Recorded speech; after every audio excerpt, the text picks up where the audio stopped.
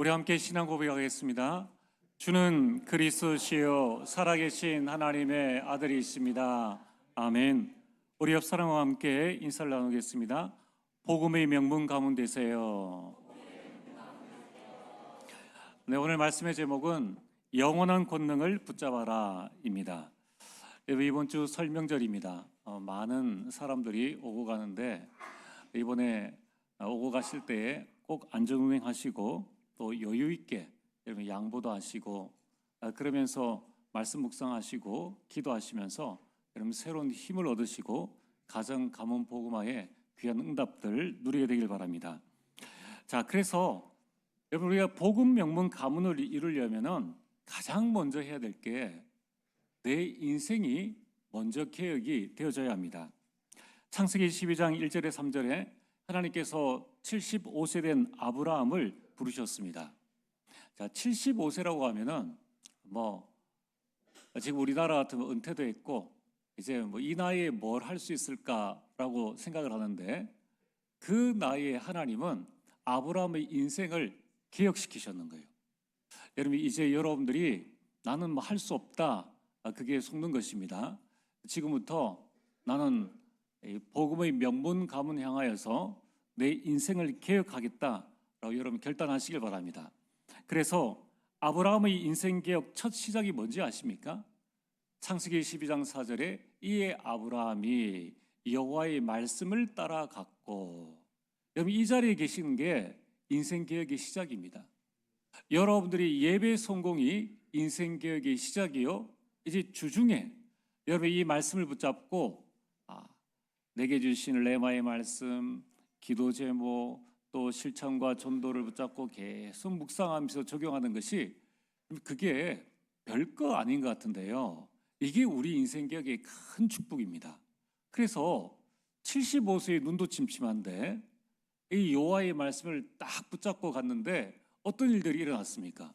그냥 아브라함이 자신의 인생 개혁했는데 그 개혁의 역사가 이삭에게 그리고 야곱에게 그리고 요셉에게 드디어 요셉 때에는 요셉이 노예로 팔려져 갔는데 가정총무가 되어졌고 누명을 쓰고 감옥에 갔는데 애굽의 큰 총리가 되어졌습니다.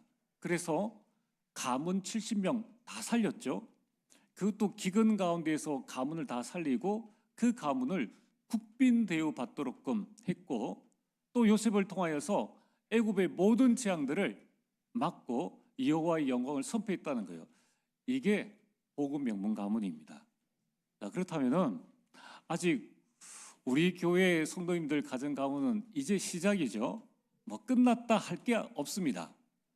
한 가정이 한 교회를 살리고 한 가문이 한 나라를 살릴 수 있을 만큼, 그래서 이제 여러분들의 후손이 정말 우리나라와 전 세계의 정치, 경제, 사회, 문화, 교육을 교회를 살릴 수 있는 서밋에 서는 그날까지 여러분들이 복음 명문 가문, 전도 명문 가문, 선교 명문 가문, 서밋 명문 가문의 언약을 여러분 뼛속 깊이 붙잡게 되길 주의 이름으로 축복합니다. 그래서 여러분들 이제 우리는 올 한 해에 하나님께서 우리에게 주신 인생 개혁이라는 이 단어를 정확하게 붙잡고 하나님의 인도를 받아야 됩니다.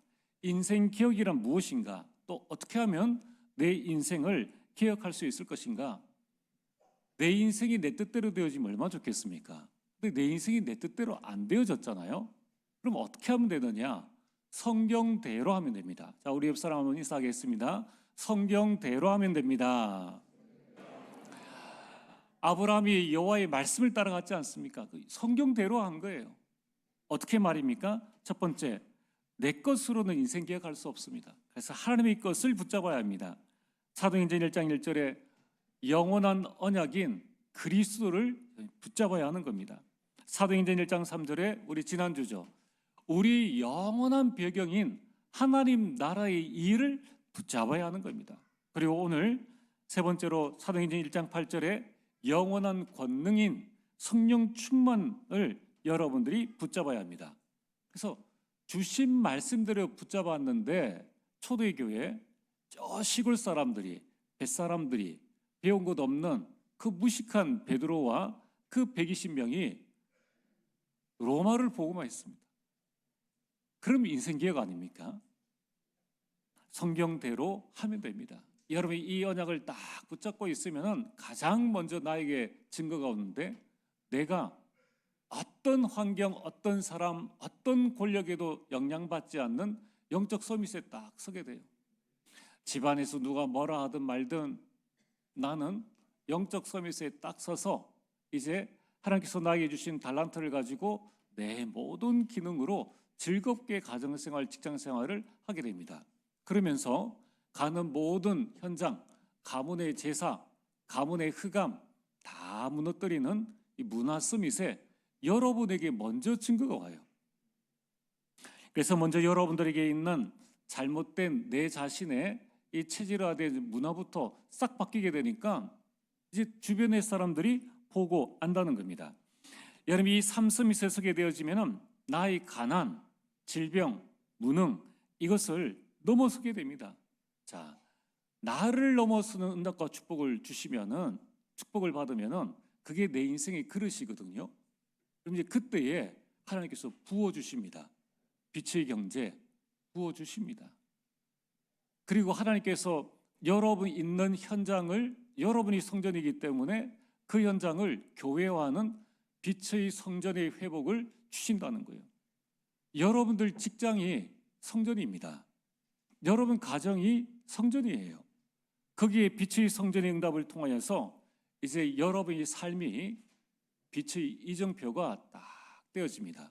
이번에 도장분 집사님의 이 천국 환송 이 예배가 얼마나 빛의 이정표가 되었는지 몰라요. 내가 죽으면은 내 장례식이 찬송이 되게 해라. 내가 죽으면은 내 장례식이 장례 캠프가 되게 하라. 그런데 캠프라는 단어를 아무나 쓰나요?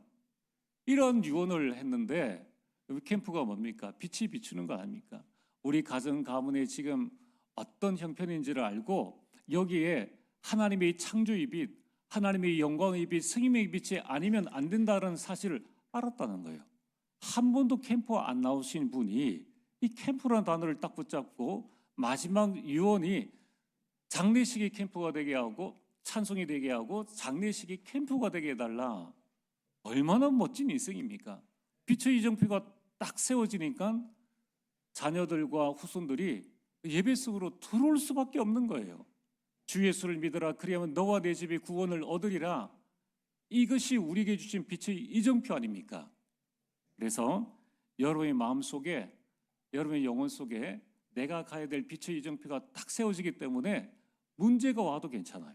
거기에서부터 빛의 이정표를 보면 됩니다. 갈등이 왔습니까? 뭐하러 갈등하는데 내 인생을 다 소비하느냐는 거예요. 그러면은 갈등 속에서 내가 가야 될 길이 어디냐? 그거 보고 가는 거예요. 위기가 왔습니까? 기회의 이정표를 딱 보고 하나님의 인도를 받아 나가는 겁니다. 그러니까 이 사실을 옆에서 본 가족과 친척들이 이제 예수님을 믿게 되는 거죠. 내가 말하지 않아도 믿게 되는 거예요. 쟤는 뭐 있다. 이렇게 되어져야 됩니다. 그게 전도라는 거예요. 사도행전 3장 6절에 내게 있는 것 내게 주노니, 내게 있는 것을 증거해 주는 것이 그게 전도라는 거예요. 그래서 가문을 복음의 명문 가문, 전도 선교 서밋의 명문 가문으로 그냥 일어서게 되고 복음화가 되어지게 됩니다. 그래서 드디어는 가정 가문을 뛰어넘어서 사도행전 2장 1절에서 47절에 성령께서 역사하셔가지고 말씀이 성취되어지고 전도의 문이 열리는데 그게 선교의 큰 응답이 되어지고 제자들이 일어나고 날마다 나의 현장에 구원의 역사가 일어나는 것이 내 인생 개혁입니다. 멋진 인생이지 않습니까? 그러면 이제 여러분의 인생이 이렇게 되어지길, 성경대로 되어지길 주의 이름으로 축복합니다. 그래서 여러분이 이때까지는 절대 흔들리지 마세요. 이때까지는 절대 낙심하지 마시고, 시작하라는 사인이구나. 그때 여러분 내 인생 계획을 다시 뜻을 세우고 마음을 다잡고 시작을 하시면 됩니다. 자, 오늘 본론입니다. 오늘 사도행전 1장 6절에서 11절은 예수님의 마지막 강단입니다. 갈보리산에서 모든 것을 다 이루신 예수님께서 이제 이 땅에 마지막으로 제자들에게 말씀하셨는데 그 말씀이 무엇인가? 여러분들은 이 땅 떠나는 날 마지막으로 무슨 말씀을 하시겠습니까? 무엇을 유언으로 남기겠습니까? 지금부터 이제 여러분이 마음에 준비해 놔야 돼요. 그리고 미리 자녀들에게 누차, 그래 도장군 집사님은 이민정 선도에게 여러 번 계속 말씀을 하셨다. 변하지 않는, 이번에는 이 말 했다가 다음에는 저 말 했다가 이게 아니라 계속 찬송이 되게 하라, 장례 캠프가 되게 하라. 여러분, 이게 영적 서밋입니다. 자, 예수님의 마지막 말씀이 뭐냐? 세 가지입니다. 동기를 버려라. 동기를 버려라. 두 번째는 절대 주권을 믿어라. 세 번째는 권능을 받으라. 이 말씀입니다. 자, 오늘 첫 번째로 동기를 버려라. 왜 이 말씀을 하셨는가? 여러분, 우리가 정말 세계복음화의 언약과 축복, 가정 가문 복음화의 언약과 축복들을 누리려면은 내 속에 있는 내 동기 다 내려놔야 됩니다. 왜냐하면 내 계획보다 하나님의 계획이 훨씬 더 크고 훨씬 더 멋있기 때문입니다. 오늘 6절에 제자들이 예수님께 질문을 하고 있습니다. 그들이 모였을 때 예수께 여쭈어 이르되 주께서 이스라엘 나라를 회복하심이 이때니까 하니. 이 말을 들은 예수님의 심정은 어떻겠습니까? 기뻤겠습니까? 억장이 무너지는 거예요. 왜냐하면 이 배경을 알면은 억장 무너지는 소리를 지금 이 제자들이 말하고 있는 겁니다. 여러분 보세요. 지금 6절에 예수께 여쭈어 이르되, 이 말의 원뜻은 제자들이 예수님께 계속해서 물었다. 계속해서 묻는 질문이 뭐냐면은 주께서 이스라엘 나라를, 우리나라가 지금 이 로마의 속국이 되어졌는데 우리나라가 언제 해방이 되겠습니까? 이 질문을 아침에도 하고 점심에도 하고 저녁에도 하고 밤에도 하고 계속적으로 이 질문을 쫄쫄쫄 따라다니면서 계속 물었다는 거예요. 제자들이 예수님께 거듭해서 반복적으로 이 질문을 한 이유는 4절과 5절 말씀 때문입니다. 여러분 4절에 예루살렘을 떠나지 말고 내게서 들은 바 아버지께서 약속하신 것을 기다리라 라고 말씀하셨어요. 그리고 요한은 물로 세례를 베풀었으나 너희는 몇 날이 못되어 성령으로 세례를 받으리라. 이 말씀은 이제 너희들이 성령 충만 받고 전도 선교에서 온 세상에 증인되어지는 이 축복들을 누릴 것이다. 너희 가정 가문 다 복음화 될 것이고 구원할 것이다 라는 이 말씀인데, 이들은 이 말씀을 뭐로 생각했느냐 하면은 우리나라 이스라엘을 로마의 속국에서 해방시켜줄 이제 메시아가 진짜로 오시는가 보다. 성령 세례를 받으면 로마의 정치에서 이제 드디어 벗어날 수 있는가 보다. 그 날을 자기들이 계산하고 있었다는 것입니다.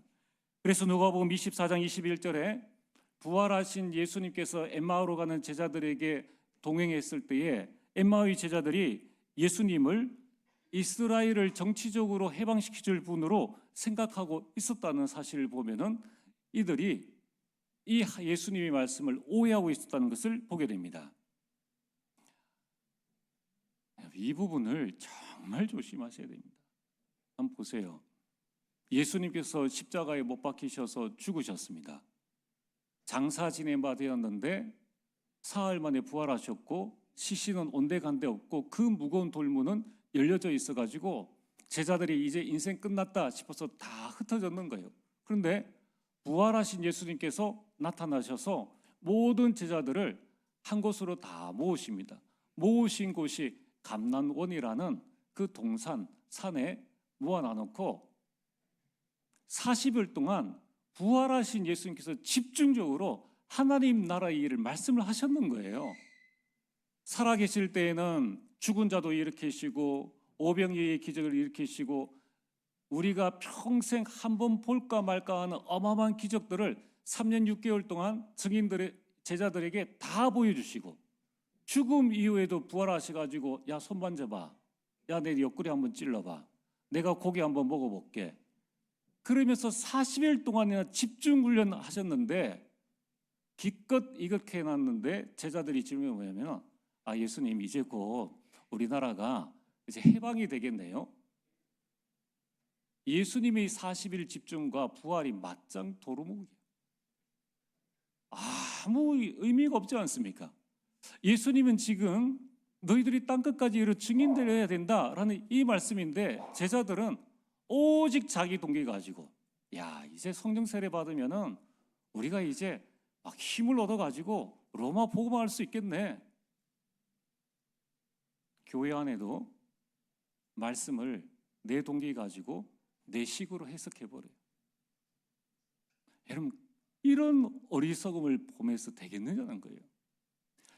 여러분 제자들이 이 상태라면은 하물며 우리는 어떠하겠느냐는 거예요. 그래서 여러분들이 말씀을 제대로 붙잡고 제대로 깨닫는 것이 하나님의 은혜입니다. 여러분 많은 말씀 듣는 게 중요한 게 아니에요. 한 말씀이라도 록펠러와 같이 정말 나에게 주시는 하나님의 말씀이라고 생각하고 간절한 마음으로 예배 시간 2시간 전에 1시간 전에 나와서 기도하면서 하나님께 집중하였는데 그 단 한 번의 예배가 빛의 경제를 회복하고 빛의 성전을 회복하고 그러면 한 시대에 하나님의 영광을 드러냈지 않습니까? 그래서 예배 시간 전에는 모든 활동 중지해야 됩니다. 정말 우리가 내 식으로 하나님의 말씀을 들으면 안 돼요.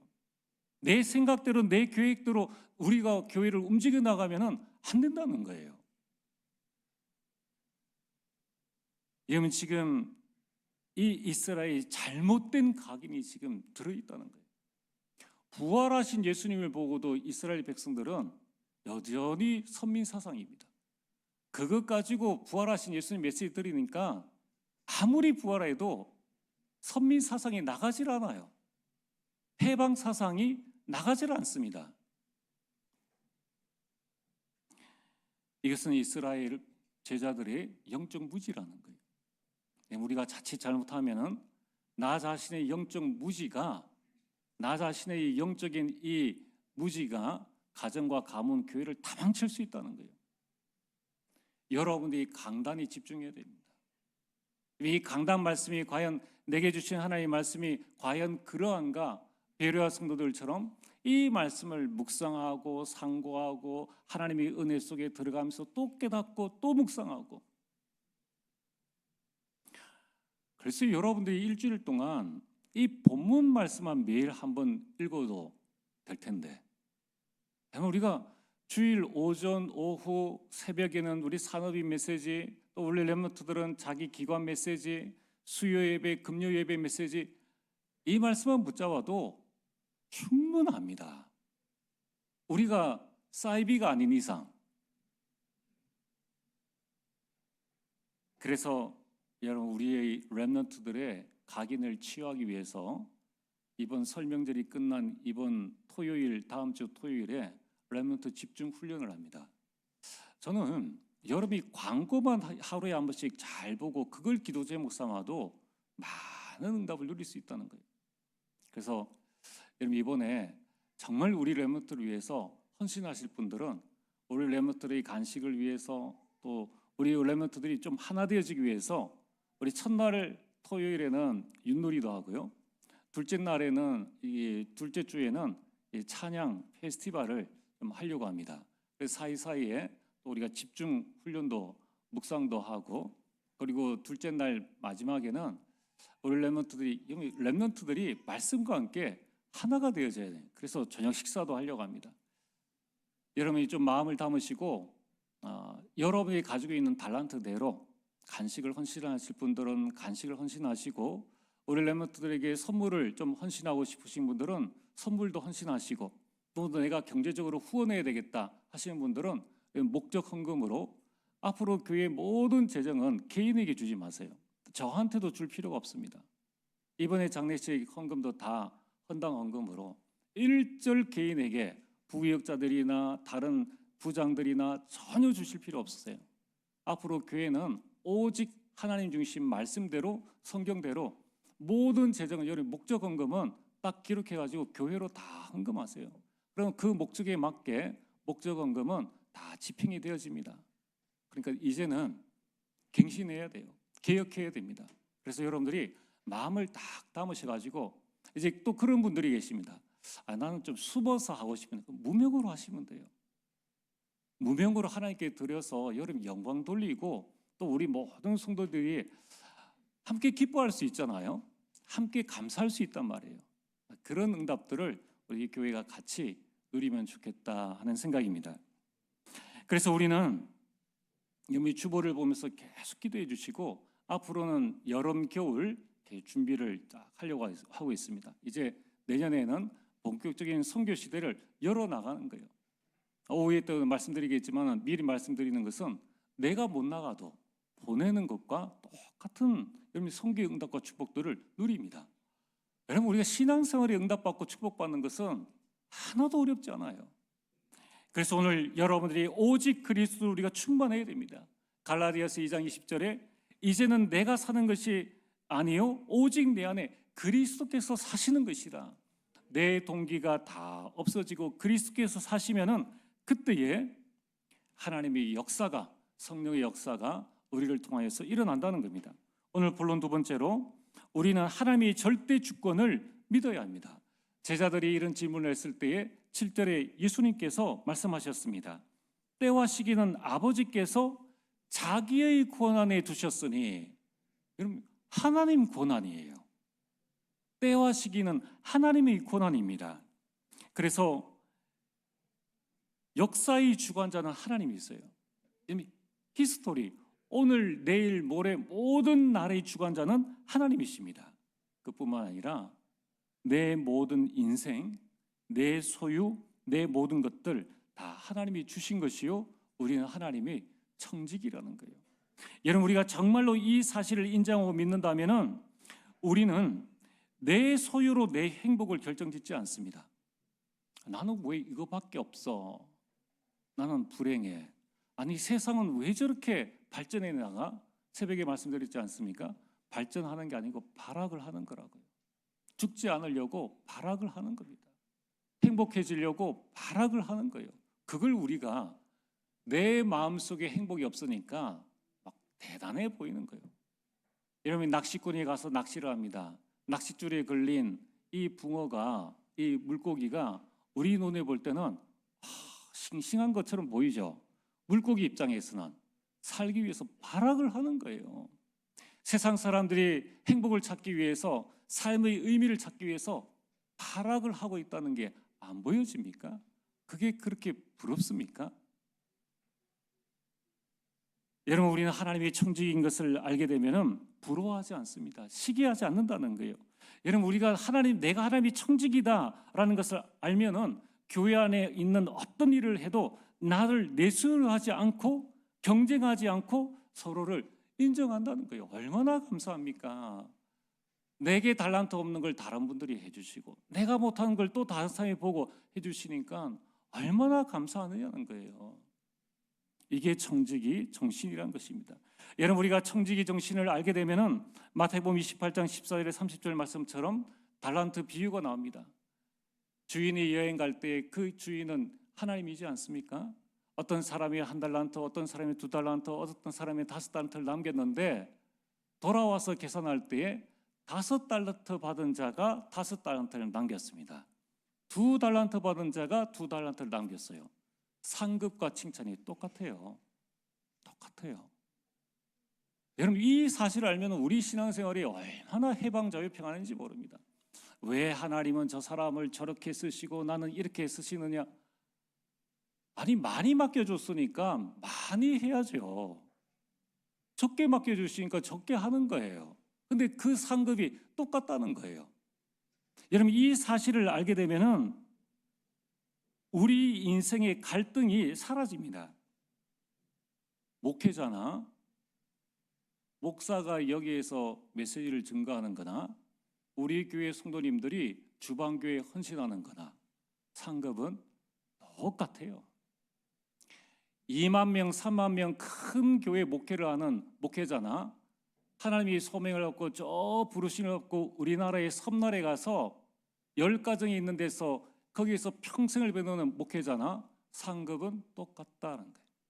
이 부흥사들이 자기 동기 가지고 막 이야기를 해서 어떤 사람은 천국 가니까 개털 모자요. 아니 그럴 것 같으면 뭐하러 천국 가요? 천국 가서도 시기 질투하고 그거 아니에요. 다 잘못된 겁니다. 그러면 뭐하러 선교 나갑니까? 그럼 뭐하러 우리가 우리 교회 다녀요? 좋은 교회, 큰 교회 가가지고 거기에서 뭐 큰 소리 치면서 그렇게 하는 거죠. 하나님이 그런 하나님이시겠느냐는 거예요. 그럼 북한에 태어난 사람은 태어난 것 자체가 잘못됐잖아요. 우리 마음 생각, 우리 동기 다 내려놔야 됩니다. 나 아니면 안 된다. 완전 잘못된 생각이라는 거예요. 여러분들이 이것을 알면은 얼마나 우리 삶이 교회 작은 것 하나를 섬겨도 내가 할 수 있는 것, 내 주신 달란트라니까 섬기면 섬길수록 감사한 거예요. 여러분 우리가 왜 교회 일을 하다가 불평합니까? 자꾸 비교하니까, 자꾸 이 다른 사람과 경쟁하려고 하니까 자꾸 갈등되어지고 자꾸 그런 거예요. 그러나 내가 잘할 수 있는 것으로 하면 너무 기분 좋고 그렇죠. 정리정돈 잘하는 사람이 집에 정리정돈 싹 해놓으면은 아니 가족이 정리정돈 안 해도 내가 기뻐서 해두면은 기쁘잖아요. 요리 잘하는 사람이 이 요리를 만들어서 주면은 먹는 사람이 좀 깨작깨작해도 내가 요리하는 게 즐겁기 때문에 다음에 또 해줄 수 있다고요. 뭐가 문제가 됩니까? 우리 하나님의 절대 주권을 믿어야 합니다. 하나님께서는 다 각자의 분량대로 하나님께서 우리에게 주셨다. 그래서 오늘 이어서 말씀하지 않습니까? 너희 알 바 아니다. 너희 알 바 아니다. 제자들이 질문해 이때입니까? 하면 그래 맞다 아니면 아니다 이렇게 대답하면 쉬운데 그렇게 대답하지 아니하시고 너희 알 바 아니다라고 말씀하십니다. 이것은 이스라엘 나라 회복의 때와 시기를 아는 것은 너희 것이 아니라 너희가 해야 할 것은 따로 있다라는 거예요. 여러분 우리는 교회든 가정이든 뭐든 다른 것에 신경 쓰지 말고 저 사람이 무엇을 어떻게 하든 거기 영향받지 않는 것이 성령 충만인데 영향받지 말고 내가 해야 될 것은 뭔가, 우리 가정에서 내가 해야 될 것은 뭔가, 우리 가정과 우리 직장에서 내가 해야 될 것은 뭔가. 많은 분들이 교회 생활하면서 그런 말씀을 하시더라고요. 아니 나는 이 일 하는데 저 사람은 왜 저거 안 해? 그게 맞습니까? 내가 해야 될 게 무엇인가를 알고 하면은 그게 어마어마한 상급이 있는데 남이 안 한다고 내게 주신 축복들 다 놓쳐버리는 거예요. 이제 우리는 생각, 잘못된 각인부터 치유받게 되기를 주 이름으로 축복합니다. 여러분 하나님께서 내가 해야 될 것이 있다는 거예요. 오늘 본론 세 번째로 우리가 해야 될 것은 무엇입니까? 권능을 받으라는 거예요. 이런 8절에 이 권능을 받으라라고 말씀하셨는데 권능이란 말의 뜻은 위에서부터 내려오는 능력입니다. 이 권능은 헬라어로 디나미스입니다. 여기에서 영어가 파생되어져서 다이나마이트라는 단어가 나왔습니다. 이만큼 위에서 주시는 권능, 이 능력은 다이나마이트와 같은 큰 힘이 있는 것이다. 가정 가문을 붙잡고 있는 모든 흑암, 우리의 가난과 질병과 무능을 완전히 파괴할 수 있는 이러한 큰 능력이 우리에게 있는데 뭐하러 시기하고 질투하고 남 사람 보고 내 것을 놓쳐버립니까? 그걸 말씀하시네요. 지금 예수님이 간절한 마음으로 40일 동안의 집중 기도를 하고 집중 하나님 나라에 대해서 말씀하셨는데 기껏 하는 질문이 하나님 나라를, 이스라엘 나라를 회복하심이 이때니까, 그러니까 예수님께서 마지막 하신 말씀이 권능을 받으라. 이 말씀을 우리 마음속 깊이 여러분 붙잡고 있어야 됩니다. 이 권능은 누가복음 24장 49절에 위에서 주신 힘이에요. 이 힘의 능력이 얼마나 센가? 누가복음 8장 46절에 모든 병을 고치는 힘이요, 누가복음 9장 1절에 귀신을 제어할 수 있는 힘이요, 누가복음 10장 19절에 모든 원수를 대적하고 승리할 수 있는 능력이요, 로마서 1장 16절에는 구원을 주시는 하나님이 능력이라고 말씀하고 있습니다. 바로 우리가 딴 데 신경 씁니까? 이거 받는 데 집중하라는 거예요. 그래서 권능을 받는 방법은 바로 성령이 너에게 임하시면입니다. 성령이 충만히 임할 때 권능을 받게 된다는 거예요. 그래서 에베소서 5장 18절에 술 취하지 말라. 이는 방탕한 것이니 오직 성령으로 충만함을 받으라. 여러분, 술 한바탕 하는 게 좋습니까? 성령 충만 받는 게 좋습니까? 술 해봤자 여러분 숙취 해소해야 되고 여러 가지가 있지 않습니까? 그럼 뭐하러 그거 하느냐는 거예요. 뭐하러 대학 청년들이, 뭐하러 집사들이, 뭐하러 목사들이 이 하나님의 말씀을 자기 걸로 해가지고 술 마시지 말라는 성경이 어디 있더냐, 이런 식으로 자기에게 해석을 한다는 거예요. 그러니까 이 예수님이 지금 애타는 심령의 말씀이 들어있다는 거예요. 여러분이 데살로니가전서 5장 19절에 성령을 소멸하지 말라. 왜냐하면 성령 충만하면은 위에서 주시는 권능을 받게 됩니다. 그러면은 그 힘으로 성령의 열매를 맺게 되죠. 그러면 그 열매로 모든 사람들이 다 살아나고 성령의 역사가 일어납니다. 그 성령의 역사로 말미암아 내가 그리스도의 증인이 되어진다는 거예요. 여러분, 그리스도의 증인이 될 때 어느 정도로 복음이 전파되어지는가? 예루살렘과 온 유대와 사마리아와 땅끝입니다. 여러분, 이 말씀은 무슨 말씀인가 하면은 복음 전파의 범위를 제한시키지 마라, 국한시키지 말라는 거예요. 예루살렘과 온 유대는 뭡니까? 예수님을 죽인 장본인들이 예루살렘과 온 유대 여기에 살고 있다는 거예요. 그들에게도 복음을 전해라. 사마리아는 뭡니까? 유대인들 본인들이 가장 증오하는, 심지어 예수 믿는 자들도 증오하는 그 지역이 바로 사마리아요, 사마리아인들입니다. 또 반대로 내가 싫어하고 증오하는 자들, 로마인들, 나의 속국, 누리나라를 속국을 만들고 가정과 가문을 파괴하고 세금을 탈취해 나가는 이러한 로마 이방인들, 저 땅끝까지도 복음을 전하라고 말씀한다는 거예요. 여러분, 우리가 복음을 전할 때 어떻게 전합니까? 내가 좋아하는 사람, 가능성 있는 사람, 이 사람들에게만 복음 전하려고 한다는 거예요. 가정에서 누가 남편이나 자식이나 또 친척 중에 누가 나를 힘들게 하는 사람이 있으면은 속으로는 그런 말 안 하는데 복음 전하기는 싫어해요. 그게 내 자신입니다. 그 수준 가지고는 복음 전할 수가 없어요. 손양호 목사님은 자기 두 아들을 죽인 그 살인범을 자신의 양자로 삼았습니다. 왜? 복음 모르니까. 복음 깨닫게 하려고.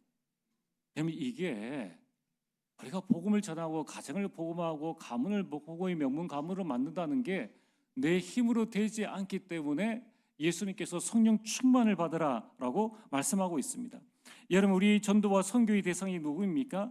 내가 싫어하는 사람, 심지어는 내가 증오하는 사람, 심지어는 나와 전혀 연고가 없는 저 중남미, 중국, 일본 이런 모든 사람에게까지 제한하지 말고, 심지어는 한 번도 만나보지 못한, 듣지도 못한 사람들에게 복음을 전하라고 지금 말씀하고 있다는 거예요. 얼마나 큰 축복입니까? 이들이 237 나라요 5천 종족이라는 것입니다. 우리로서는 절대 할 수가 없습니다. 그래서 성령의 충만함을 받으라는 것입니다. 이번 주 설 명절입니다. 누구에게 복음을 전해야 될 것인가? 시자 들어가는 그쪽은 아예 쳐다도 보지 않는다는데, 여러분, 우리는 그걸 뛰어넘어야 된다는 거예요. 우리는 싫어하는 사람, 가족, 친척, 직장 내에 있는 내가 증오하는 사람일지라도 이들을 살리라고 하나님께서 우리를 보내셨는데, 그것이 하나님의 절대 주권이요, 절대 주권을 이루기 위한 권능을 우리가 받아야 한다는 것입니다. 그래서 우리는 나의 그릇을 넓혀야 합니다. 오늘 말씀의 결론입니다. 여러분, 성령 충만 받으라고 말씀하신 이유가 무엇인가? 성령 충만 받으면 내 증인이 되리라 라고 말씀하십니다. 여러분, 여기에서 우리가 깨달을 것은 증인은 직접 보고 들은 자입니다. 우리가 하려고 했을 필요가 없어요. 우리가 해야 될 건 뭐냐면은 하나님이 주신 말씀을 굳게 붙잡고 있으면 됩니다. 그러면은 오늘 1장 8절 내 증인이 되리라는 이 말씀에 어느 정도의 어마어마한 비밀이 들어있느냐, 이 말씀은 내가 증인 되어야지 이런 말이 아니고요, 이 말씀을 하신 예수님의 강한 의지를 보여주시는 말씀이요, 강한 의지의 약속을 우리에게 말씀하신 것입니다. 이 말은 영어로 보면 셀이라는 단어인데, 이것은 내가 너에게 권능을 받게 해주겠다는 거예요. 네가 성령 충만 받으면 권능을 받게 해주겠다. 누가 방해를 하든 무슨 상황에 있든지 어느 현장에 있든지 권능을 받게 내가 해주겠다. 그리고 내가 너를 증인이 되게 해주겠다는 거예요. 하나님이 해주시겠다는데 누가 막을 사람이 있겠습니까? 여러분, 우리는 이 예수님의 강한 의지, 그러니까 예수님의 이 강한 의지를 말할 수밖에 없는 배경이 제자들의 영적 상태가 이러니까 이렇게 말씀하셨는 거예요. 그러면서 우리에게 약속을 하셨습니다. 11절에 반드시 재림주로 오실 것이다. 자, 그렇다면은 오늘 우리가 해야 될 게 뭡니까? 당연히 24입니다. 성령 충만 받으면 다 끝나는 거예요.